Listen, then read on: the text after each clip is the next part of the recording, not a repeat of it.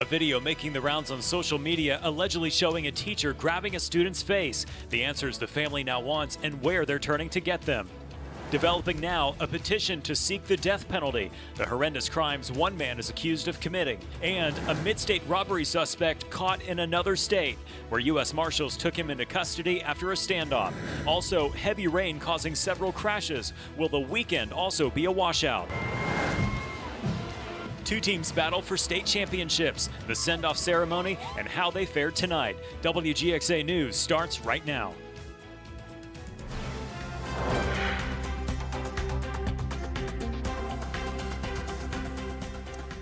As we come on the air, widespread rain across middle Georgia, roads washed out, pavement caving in, and a flood warning in effect near Milledgeville. This video sent to us by Linda Latham at the intersection of Foxglove Island and Island Creek. Foxglove and Island Creek in Baldwin County. You can see that creek running much higher than normal. The wet weather also causing several crashes throughout the day today. We know 7 people injured in this crash on I-475 in Monroe County. The rain and cold weather continuing now at 10. Chief Meteorologist Jeff Cox is in the Skywatch Weather Center tracking it all. Jeff, good evening to you. Aaron, good evening to you and welcome into the Skywatch Weather Center. As we come on the air, thunder and lightning in parts of Macon and Bibb County and other parts of middle Georgia as well. We got a break from the widespread rain over the evening hours, but tonight more of it now pushing into middle Georgia along and west of 75. It is soaking wet with heavy rain pushing through, and as I mentioned, in the Macon area we have thunder and lightning right now. This is not severe, but heavy rain and thunder and lightning may keep you up a little bit late tonight. Same goes for parts of Macon and Sumter and Crisp counties, thunder and lightning in there. Of course, my viewer is already saying, okay, thunder and winter means it's going to snow in 7 days. Well, I have bad news. Winter starts next weekend, so that doesn't apply just yet. No snow in the forecast. But widespread rain, you bet, and that's on top of the inches of rain we've already had. You can see all of middle Georgia getting in on the rain today, and it's that swath of red from Macon to Sparta, at least 2 to 3 inches of rain. And you saw the video at the top of the show creating swollen creeks, streams, and rivers. And in Lake Sinclair, they've actually opened at least one floodgate there, and so that is allowing a release of water down the Oconee River into the Milledgeville area, and because of that, a flood warning is now in effect through tomorrow afternoon. Some minor flooding expected. Bottom line, if you have any interest along creeks, streams, and rivers in middle Georgia, you need to watch them because they have gone up quickly. The Oconee River in Milledgeville, it was at 7 feet yesterday. Tonight, it's at 20 feet. Talk about a big climb in a short amount of time. Coming up in just a bit, we'll walk you through tonight's rain hour by hour. I've got your weekend outlook. And speaking of all this rain, we'll examine the trends of rain in 2019. That plus your 10-day forecast coming up.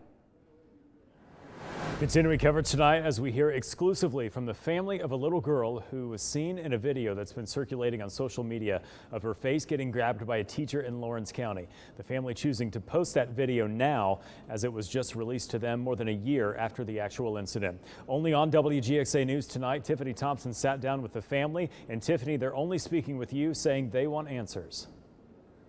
Aaron, that's right. Tanya Stapleton is the legal guardian and great aunt of 7-year-old Chloe. She got some traction after posting the video on her page, but it quickly went viral when she posted the video on Governor Brian Kemp's page. She tells me she was only looking for answers. Those answers she's going all the way to the governor to provide. Tanya Stapleton says Chloe is like most 7-year-olds. She loves dolls, stuffed animals, toys, and school. Stapleton says it was back in September of last year when she went to her yearly parent-teacher meeting. That's when Stapleton says she spoke to Chloe's teacher at Northwest Lawrence Elementary about Chloe's yearly progress. After that, she says a conversation about an incident came up. I just want to let you know I had an incident with Chloe today. She crumbled so-and-so's card. I can't even remember the little boy's name. He's been out sick, and that was it, basically. Stapleton says she told the teacher she would talk to Chloe, and that was all. Or so she thought. Stapleton says it was the next evening when she got a call from the school letting her know about an incident that happened that morning. An incident happened with the teacher and Chloe, and everything's fine. She seems to be okay, but we wanted to share it with you. The incident, Stapleton says, a video that allegedly shows Chloe's teacher grabbing her face. She tells me she got it from the Professional Standards Commission last month. Despite the incident happening over a year ago. Stapleton showed me a longer version of the video they posted on social media that's now gone viral. Now, Chloe's the third child right here. That's the teacher, and that's the other teacher. There's the first. 3. That's how many times Stapleton says Chloe was grabbed. Stapleton shows me in the video a father walking by when this happened. She says this is the person that alerted officials. It made me sick to my stomach. And when I was still watching, it makes me physically sick. It's just like, it's nerve-wracking. The school releasing a statement saying the incident in question occurred at the beginning of last school year and was addressed by the school district administration with the parent and with the teacher. Also, appropriate state agencies were notified in accordance with standard procedures. Other than the social media postings unrelated to the school district, nothing has occurred which would suggest that the incident should be revisited. Due to privacy and confidentiality rights of the student and the parent, the school district is very limited in any further information that it can provide. Stapleton tells me the alleged teacher in question still works at the school. Now, I did reach out to the school for further comment and to confirm this, and I have not heard back yet. You can read the entire statement from the school on our website at wgxa.tv. But for now, reporting in the studio, Tiffany Thompson, WGXA News. Tiffany, thanks. Across the state tonight, the Georgia mother who police said abandoned her special needs son at an Atlanta hospital is free on bond. A judge granted a signature bond for Diana Elliott. That means she only needed to sign her name to be released from jail on the child cruelty charge. Elliott will not have to come up with the $10,000 in bond money unless she fails to show up for court. Both the prosecution and defense agreed that Elliott needs parenting help and not jail time. Macon defense attorney Brian Girard decided to take Elliott's case at no charge. Happening now, the Houston Judicial Circuit District Attorney is seeking the death penalty for a man accused of 2 murders last year. Daniel Franz II is charged with murder in the shooting death of Parker Moore during an armed robbery at Barbaritos in Warner Robins on January 21st last year. Franz is also charged with the January 13th murder of Janak Patel, and he's also charged with armed robbery of the Chevron gas station where Patel was working on the night of the killing. Officials filed a notice of intent to seek the death penalty. The indictment also charges Franz with the attempted murder of Jordan Christian during the Barbaritos robbery. An update tonight, Warner Robins police are still investigating after a man was shot in the face last night in the 1500 block of Watson Boulevard. And tonight we know the victim has been identified as Christian Searcy. Officers found a BMW at the scene that had its windows shot out. We're told that vehicle belongs to Searcy. He's still being treated at the Medical Center Navicent Health in Macon. Police say that shooting may have been drug related. A shooting at a Georgia factory leaves 1 person dead. The suspect catching a bus and heading out of state, where he was finally taken into custody.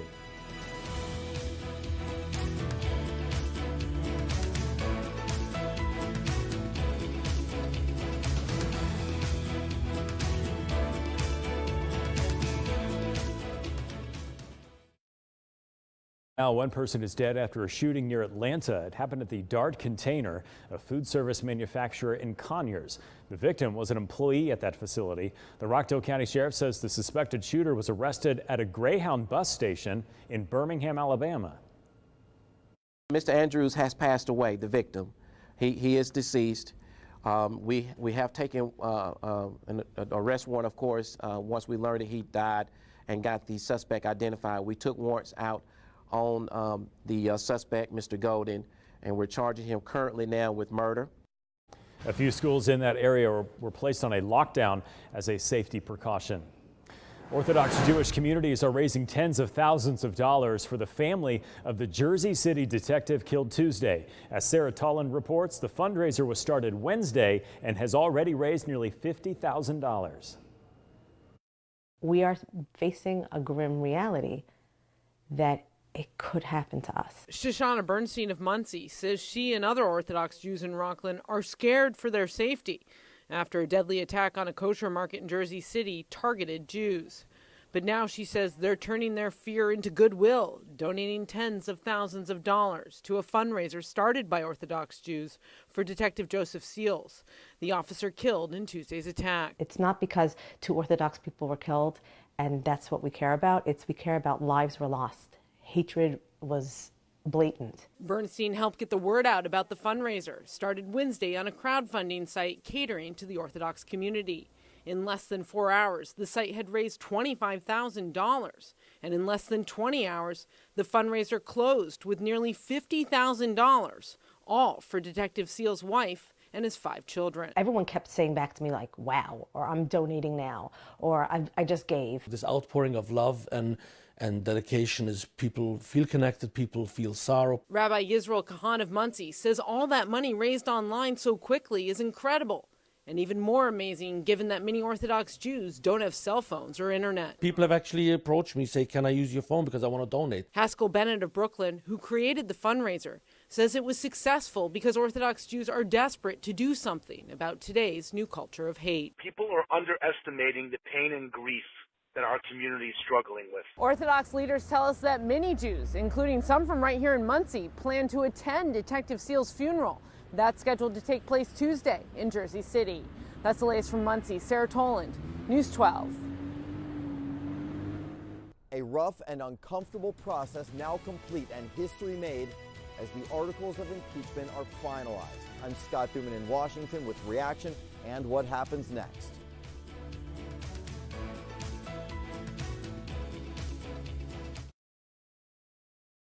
Now, a man wanted in Crisp County for armed robbery has been arrested in Panama City, Florida, after a standoff and allegedly robbing another store. Bay County Sheriff's Office deputies say Bo Brantley committed armed robbery at a store before going back to a hotel. Deputies say there was a standoff at the hotel, which ended peacefully. A Supreme Court ruling last year shook up decades of labor law affecting millions of workers, but its effects are still being argued. The High Court ruled that public workers of state or local governments can't be forced to pay fees to unions with which they disagree. The justices say it's a violation of free speech. Well, some people even thought the ruling would cause a mass exit from unions. The main actions that the unions are taking is they're saying that you cannot resign from the union until a certain time period comes up within your contract. That time period oftentimes is a year from now, or sometimes in one case, it is up to 4 years later that these workers are trapped in the union. While some feel trapped, others support union membership. In the meantime, there are more than 100 pieces of legislation introduced in several states that would counter the Supreme Court's decision. The complicated case that's changing the landscape of American labor and what happens next. This Sunday on Full Measure with Cheryl Atkinson right here on this station. After a tumultuous 3 days of debating and battling, the stage is now set for the impeachment vote. It comes after the House Judiciary Committee approved the articles this morning. Sinclair's chief political correspondent Scott Thuman has the historic moment and the reaction from the president. Mr. Cohen? Aye. Aye. Aye. The article is agreed to. Without objection, the committee is adjourned. Democrats getting what they wanted, Republicans quick to leave, visibly angry after a fast finish to what had been a marathon process.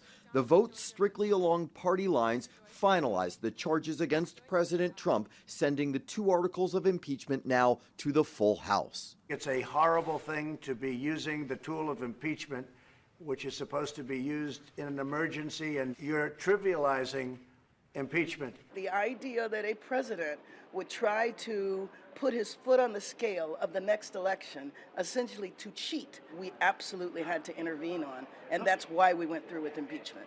Getting to this point has been ugly, to say the least, and likely provided a preview of the back and forth we can expect in that full House vote next week. But for Democrats, impeachment is their drug, it is their obsession, it is their total focus. This was a kangaroo court.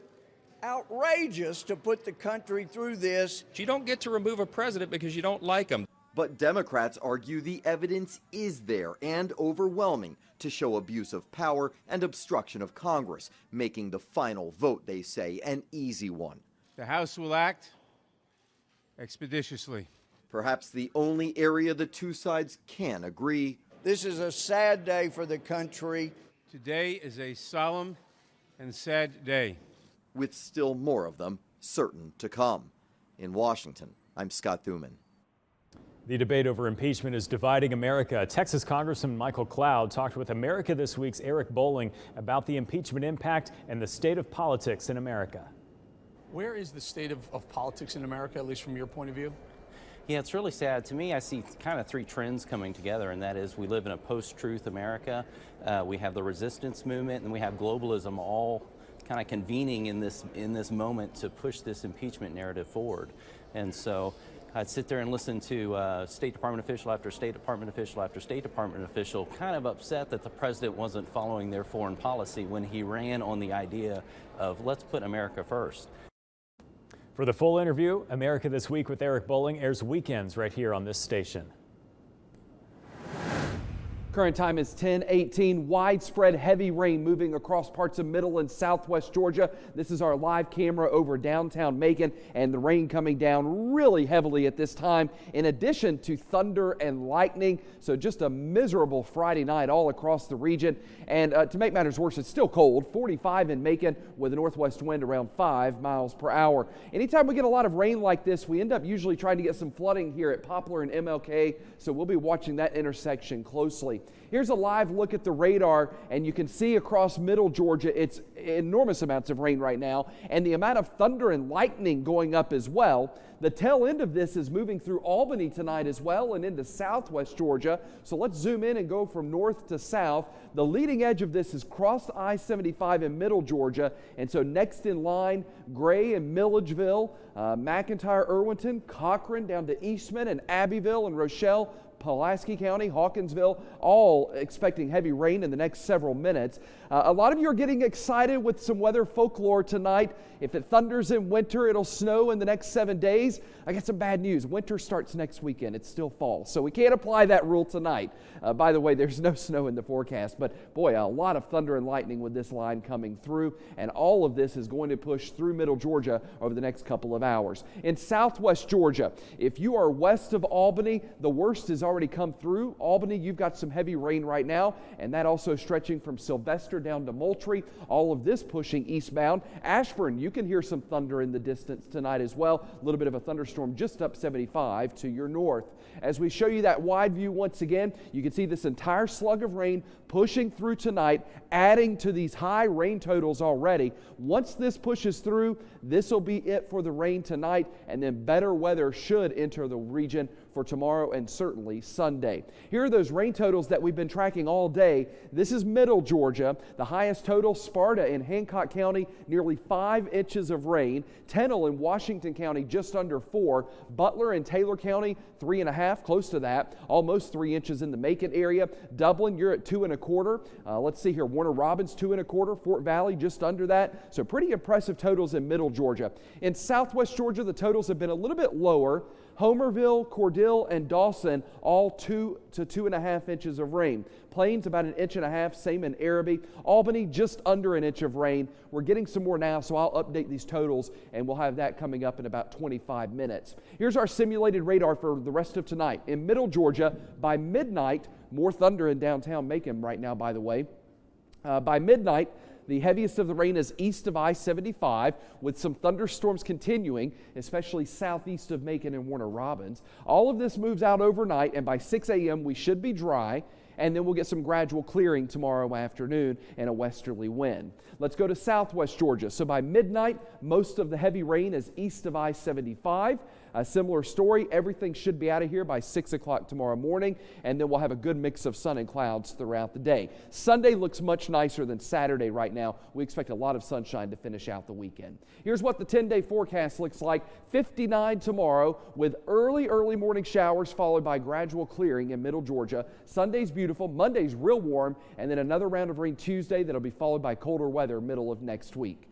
In southwest Georgia, weekend looks beautiful with 60s. Monday even warmer, rain Tuesday, and then it's back to reality with 50s by the middle of next week. We've got more news and weather still to come.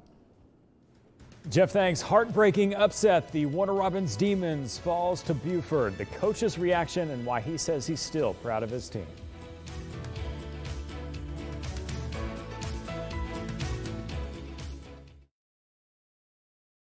For the second year in a row, Warner Robins High School has lost the state championship in heartbreaking fashion. Our Nick Gibson joining us now in Atlanta on how the Demons fared and what's next for the team. Nick.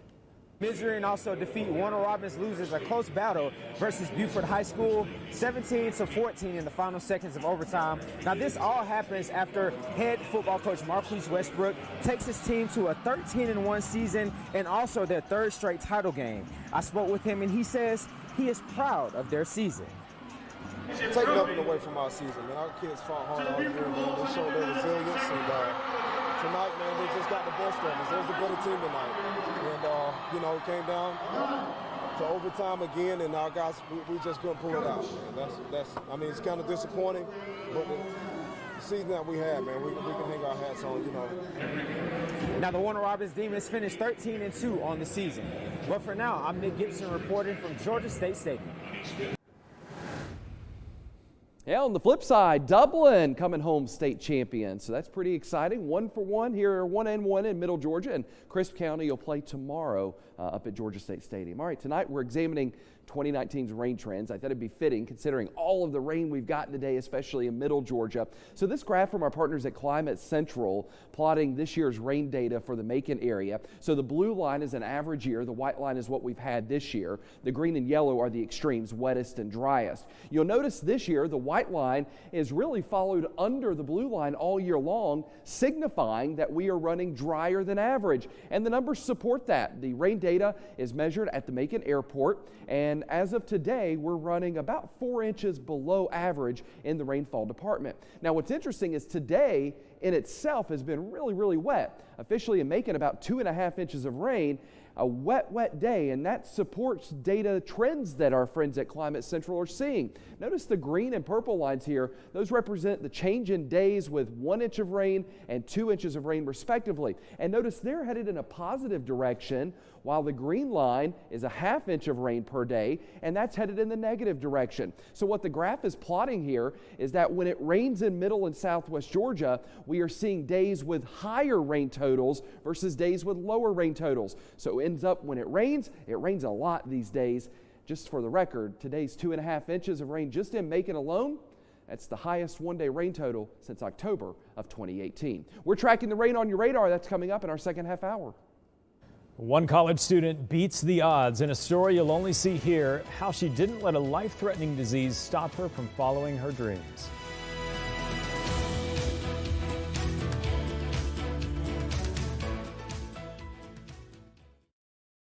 Thunder continuing across pretty much the entire state of Georgia, it looks like. Jeff, that radar is pretty green and yellow behind you there. Oh, lit up like a Christmas tree tonight. 10:30 the current time on this Friday night. Welcome into the Skywatch Weather Center. We knew this second round of rain was coming tonight. Well, no doubt about it, it is here. And in addition to the rain, we've got quite a bit of thunder and lightning, especially in Middle Georgia. And we're talking right in the metro area, and then a second core of lightning down towards Crisp County and Dooley County tonight. The rain in southwest Georgia, while it's heavy, it's pretty benign in the Albany area. Let's start north and work our way south. Certainly the most impactful weather is in Middle Georgia now, and you'll see some streaks of red on here. Those are areas of very heavy rain, and that you'll notice is where the thunder and lightning is centered around. The folklore is starting to come out tonight. We talked about this in the first half hour. If it thunders in winter, it'll snow in the next 7 days. Well, I've got bad news. Winter starts next Saturday on the 22nd, so that rule won't apply tonight, unfortunately. But no doubt, heavy rain and thunder and lightning, and maybe some gusty wind as well. And this rain extends all the way back to the Alabama-Georgia line, so it's going to take a couple of hours for this to push on through your neck of the woods. We'll put it into motion, and you can see next in line, Milledgeville to Dublin. So we'll be watching those areas closely. In southwest Georgia, the closest thunder and lightning now in the last 10 minutes just north of Leesburg. Albany, the rain is starting to taper off now. Sylvester's pretty waterlogged. This particular batch of rain is pushing northeast, so next in line, areas north of Tifton, you'll have some moderate to heavy rain coming in the next several minutes. We'll be watching this radar closely, tracking those thunderstorms. We'll have another updated look coming up in about 15 to 20 minutes. Jeff, we'll see you then. One Southwest Georgia college student is walking across the stage one more time after battling a life-threatening disease. Ariel Mallory sat down with the graduate and found out how she hasn't let any of these obstacles stop her. Ariel.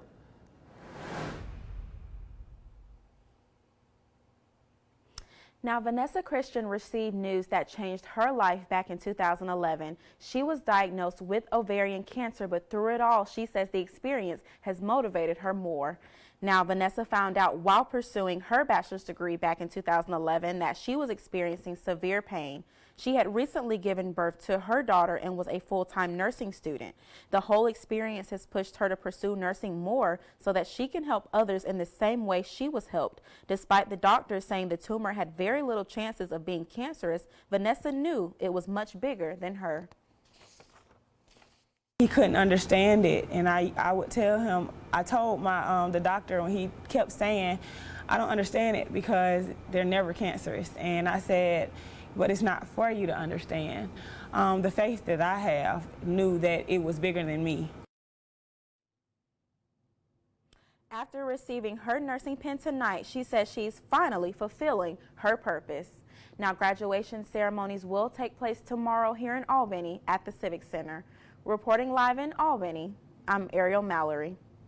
We certainly wish her the best. Ariel, thanks. It's been more than 23 years since the deadly bombing that rocked the Atlanta Olympic Games and the subsequent investigation focusing on the man who discovered the explosive. Richard Jewell was working security and found himself the target of federal investigators despite his innocence. The bombing, the probe, and the media frenzy are all covered in the new film Richard Jewell and the book The Suspect. Fox News correspondent Steve Harrigan spoke with the book's author who consulted on the film. The 1996 Olympic Games in Atlanta overshadowed by a deadly bombing, resulting in the deaths of 2 people and injuring more than 100 others. It could have been much worse, if not for security guard Richard Jewell, who spotted the bag and helped clear the area before the detonation. Jewell was hailed a hero, but within 72 hours, he became the focus of authorities' investigation and saw his private life thrust into the public eye. Everything sped up, and there were 15,000 journalists there, so people saw what happened real time. Kent Alexander was the U.S. Attorney for Northern Georgia at the time. He's co-author of the book The Suspect, which dives into the events leading up to, during, and after the bombing. There was a rush to judgment in the media. There was a leak in the law enforcement that there shouldn't have been. Alexander's writing partner, Kevin Salwin, who was with the Wall Street Journal at the time, notes some of Jewell's actions and tips from people who knew him raised serious questions. In the public consciousness, you had a guy who was absolutely convictable, even though he was absolutely the hero. Salwin sees the case and media frenzy as a social media story before there was social media, likening it to stories of others who were falsely accused, such as the Duke lacrosse players. All of a sudden, they are, again, tried and convicted in the court of public opinion, and this is a very dangerous trend. We all move on, right, except for the people who have been in the crosshairs of that kind of experience. It's very damaging. After his exoneration, Richard Jewell filed a number of lawsuits against media outlets. He died in 2007. In Atlanta, Steve Harrigan, Fox News. Continuing coverage tonight, tensions are high on Capitol Hill after the House Judiciary Committee issued 2 articles of impeachment against President Trump. The articles will now move to the full House for a historic vote. Now, if the articles are approved in the full House, they will go to the Senate, which is controlled by Republicans. I wouldn't mind a long process, because I'd like to see the whistleblower who's a fraud. Hope that there's sufficient clamor within the Senate and within the country to make him rethink this idea of coordinating strategy with the defendant in the case. The president is essentially a constitutional defendant. Only 2 presidents before, Andrew Johnson and Bill Clinton, have been impeached by the House. As impeachment proceedings continue, Republicans and Democrats both on edge. America This Week host Eric Bolling spoke with Representative Louis Gohmert, a Republican from Texas, who's concerned the American people aren't seeing the impeachment hearings, but are rather seeing the dysfunctions of Congress. It's just, the whole thing is such an outrage, and I am deeply concerned that only half of the country is really upset and concerned about what's happening. This is the future of our nation being played out in an out-of-control kangaroo court environment in the United States Congress. And sure, there have been times over the last 230 years where there have been problems in Congress, but there was always a way to come back and do at least some bipartisan effort to make it work.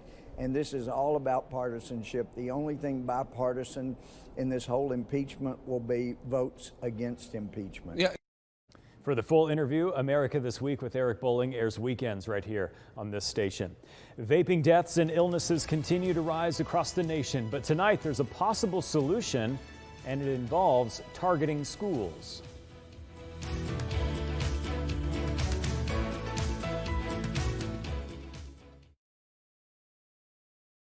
New tonight, there's been plenty of talk about trying to curb the vaping trend, but as Fox's Mike Tobin reports, some lawmakers have a plan to steer money towards prevention.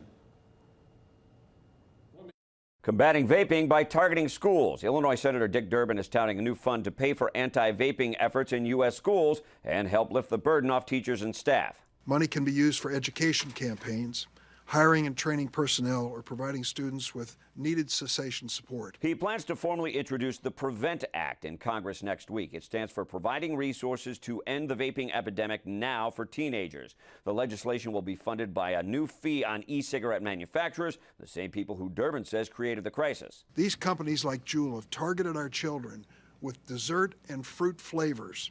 Devices that look like flash drives are easily hidden by these same students. Amid mounting criticism and lawsuits, including one filed this week by the Illinois Attorney General, Juul insists it is taking steps to keep its products away from young people, in part by shutting down some of its social media pages. We never wanted any non-nicotine user, and certainly nobody underage, to ever use Juul products. All this as the CDC says every state in the nation is now reporting a severe illness or death associated with e-cigarette usage. More than 50 people have died and nearly 2,500 have been sickened. The PREVENT Act's manufacturer fees would be similar to those on cigarettes and total an estimated $200 million to be issued as grants. In Chicago, Mike Tobin, Fox News. More health news tonight. At least 1,300 people have died from the flu in the U.S. so far this season. That's according to new estimates from the CDC. It released a preliminary estimate for the season today. Health officials reported 2.6 million people have contracted the flu so far. Of the flu-related deaths, 10 of the victims were children. Last week, every state except Alaska saw a significant spread of the virus. A 13-year-old charged with murdering a college student. How officials say they linked the teen to the crime.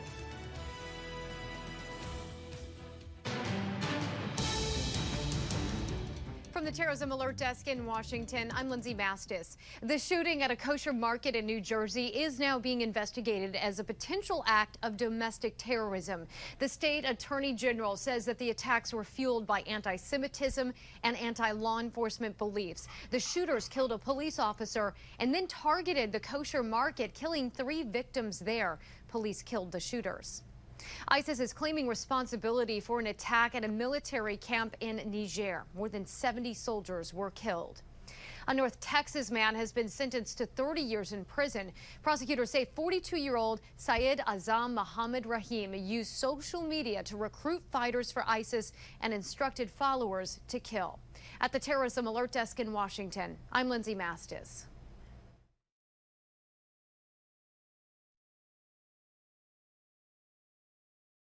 Year-old boy is charged with murder after a New York college student was stabbed to death in a robbery, and another suspect is being questioned. The teen has been charged in the death of 18-year-old Tessa Majors. He was wearing clothing matching the description of the potential suspects and was searched, and upon arrest, cops found a knife on him. He was taken back to the police department on a trespass and weapons charge, where he eventually confessed. A detective was killed in this week's kosher market attack in New Jersey, along with 3 other civilians. The community is coming together to help out the family of the slain officer. The Stephen Siller Tunnel to Towers Foundation announced plans to pay off 40-year-old Detective Joseph Seal's mortgage. The organization is named after a New York firefighter who died in the 9/11 terror attacks. Jersey City police say Seals was killed while confronting the suspects who were found dead inside that shop. To the family of Detective Joseph Seals, we are going to pay your mortgage. The Tunnel to Towers Foundation is going to pay your mortgage before Christmas, so you never have to worry about your mortgage again. The Tunnel to Towers Foundation has the law enforcement's back. And this is to their families who worry every single night or every single day when their loved one goes out to protect your streets so we can live in this great country that we live in. Detective Seals was a 13-year veteran of the department. He leaves behind a wife and 5 children.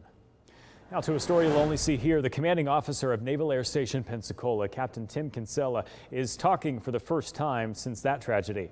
Reporter Corus Nylander interviewed Kinsella one-on-one and tells us what he had to say. Captain Tim Kinsella is the commanding officer over NAS Pensacola. I could see on his face today just what a grueling week it has been for the Navy, for our community, and for our country. We were allowed 5 questions we had to submit before our interview, and the Navy made it very clear he was not going to answer any questions surrounding the investigation into the mass shooting. Our thoughts are with the families of the deceased and wounded and all those affected by this tragedy.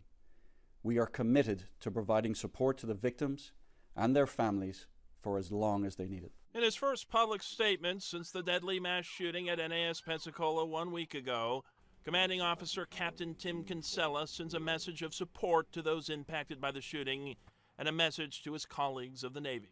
We are the United States Navy, and we will not be cowed by the actions of one individual.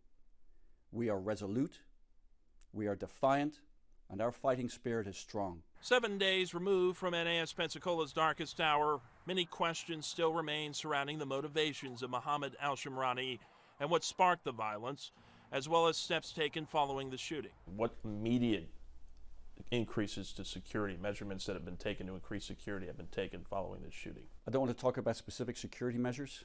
Those force protection measures, we keep them pretty close. But I will tell you, the base is safe. We have asked day by day for information on base security, such as how the security forces are structured and what's being done to keep people on base safe. In our interview with Captain Kinsella, many questions, he says, cannot be answered right now to protect the integrity of the FBI's investigation. We also asked him the amount of Navy police that responded to the scene and their response time. Another tight-lipped response, but Kinsella would say, so they did everything right. The tragedy, Captain Kinsella says, was unimaginable. When I walk around this base and I talk to the people on this base and the resoluteness and the fighting spirit that they show, that gives me strength. That's where I draw my strength from. And at this point, are there any plans for any sort of memorial or something on base to commemorate, remember this tragedy? We honor our fallen, and it's part of what we do. We honor those that have fallen. There are plans in place. I don't want to speak to the specifics of it now, but just know that there are plans in place for an appropriate memorial. Captain Kinsella also tells me community support has been outstanding and still needed right now. His words to me, the ties that bind us now are stronger than ever. We didn't have to go through any heavy security screening or anything like that, but we were escorted to Captain Kinsella's office and given firm instructions not to film anything outside of his office. We did see a heavy amount, and I mean heavy, amount of FBI agents and federal agents on base with a lot of resources on this investigation. We're going to keep you updated about the results of this investigation as things move forward, as well as those plans for a memorial for the victims. Reporting near NAS Pensacola, I'm Corus Nylander. And some people in Pensacola have come together to create stickers and patches after that shooting. Bay Area Printing and Graphics Solutions is giving out decals for the community to put on their vehicles at no cost. Current time 10:49. Rain continues to come down in buckets here in middle Georgia and across parts of southwest Georgia as well. Here's our weather camera over downtown Macon. 45 right now with a west wind at 9 miles per hour. 20 to 30 minutes ago, the rain was really coming down. That intense band has shifted east of Macon and Warner Robins now, but no doubt it is still wet out there and will remain that way for the next couple of hours. Here's the big picture on the radar. Where the majority of the rain is in middle Georgia, some of it pushing through southwest Georgia as well. We'll start in middle Georgia and go south. Notice that thunder and lightning that moved through Macon. It's now in Milledgeville, so up in Baldwin County, Lake Sinclair, Lake Oconee, you're hearing the thunder, no doubt about it. It's there. Same for Bleckley County, between Cochran and Eastman, down towards Hawkinsville as well. Some loud thunder this evening. These are tall thunderstorms for this time of year, and so producing some loud thunder this evening. They're not severe, and once that leading edge of thunder moves through, the rain will begin to taper off a bit. But anywhere you see the red shading, those are pockets of very heavy rain that are pushing through right now. As we put the radar into motion, you can see this whole batch of rain is pushing off to the east. So next in line would be Sparta, Sandersville, Wrightsville, Dublin, and Eastman. Let's go to southwest Georgia. In Albany, things are beginning to taper off now. Dawson and Morgan, you're pretty dry at this point as far as active rain is concerned. Ashburn to Sylvester over to Tifton, a good area of moderate to heavy rain there with an occasional rumble of thunder near Wgxa. All of this is pushing off to the east-northeast at this hour, so next in line, Wfxl and Fitzgerald. The rain is going to pick up in the next several minutes. So here's that big picture, the entire line of rain pushing through Georgia. Once this back edge comes through, and that'll be sometime during the overnight hours, things will be much improved for the weekend. Here are the latest rain totals. I promised you an update. We've got the update. Sparta, you still lead the way right now in middle Georgia, nearly 5 inches of rain in Hancock County. Taylor County, new number there in Butler, 3.87. Tennell in Washington County, 3.77. Just under 3 in Byron, just under 3 in Macon. Remember up in Milledgeville, flood warning in effect for the Oconee River. At least one floodgate is open on Lake Sinclair, and so that water coming downstream, the Oconee Greenway, is closed right now. In southwest Georgia, the rain total starting to go up as well. Dawson, nearly 3 inches of rain. Cordell and Crisp County, 2.5. Plains, 2.25. Just under that in Homerville. Many places, 1 to 2 inches of rain through right now. All right, here's the simulated radar. Notice at midnight in middle Georgia, the widespread rain east of I-75. Everything's gone by 6 a.m., and then we'll get some gradual clearing tomorrow afternoon. In southwest Georgia, core of the rain by midnight is closer to Abbeville, Fitzgerald, and Wsilla, with some scattered showers roaming around the region. All of this should be gone by 6 o'clock tomorrow morning, and same story, gradual clearing throughout the afternoon. When it comes to the weekend, Saturday won't be a terrible day, but I do think Sunday looks much nicer. Here's what the 10-day forecast looks like. 59 with gradual clearing tomorrow, sunshine Sunday and Monday before more rain comes in Tuesday. In southwest Georgia, 70s are back by Monday after a beautiful weekend, and then rain comes in Tuesday, followed by colder weather Wednesday. We'll take a look at more news headlines and weather coming up after this break.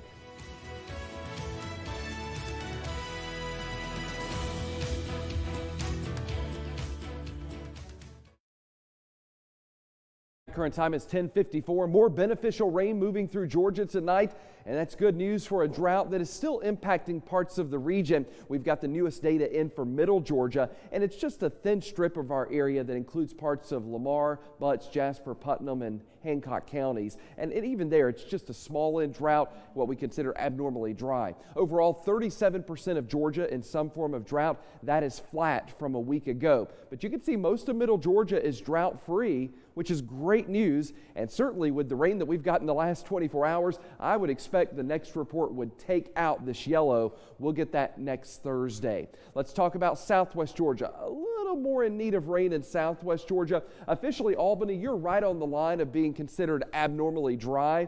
But the further south you go, places like Camilla, Moultrie, Tifton, and Nashville, Valdosta, Thomasville, I should say, and Bainbridge, we are in a level 2 out of 5 drought there, considered moderate drought. So whatever rain you've gotten out of this weather system will be a good thing for southwest Georgia.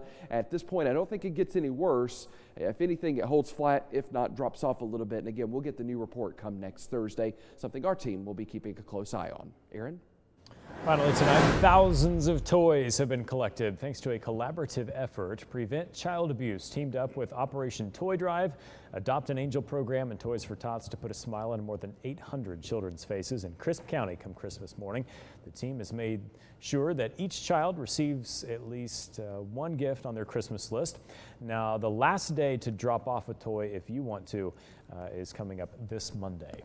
Christmas will be here before you know it. Shipping deadlines are coming due, deadlines to drop off toys. Yeah, I think UPS, their first deadline was today for just plain old ground shipping. So yeah, the Postal Service, theirs for the standard, the normal ground shipping, that's tomorrow too.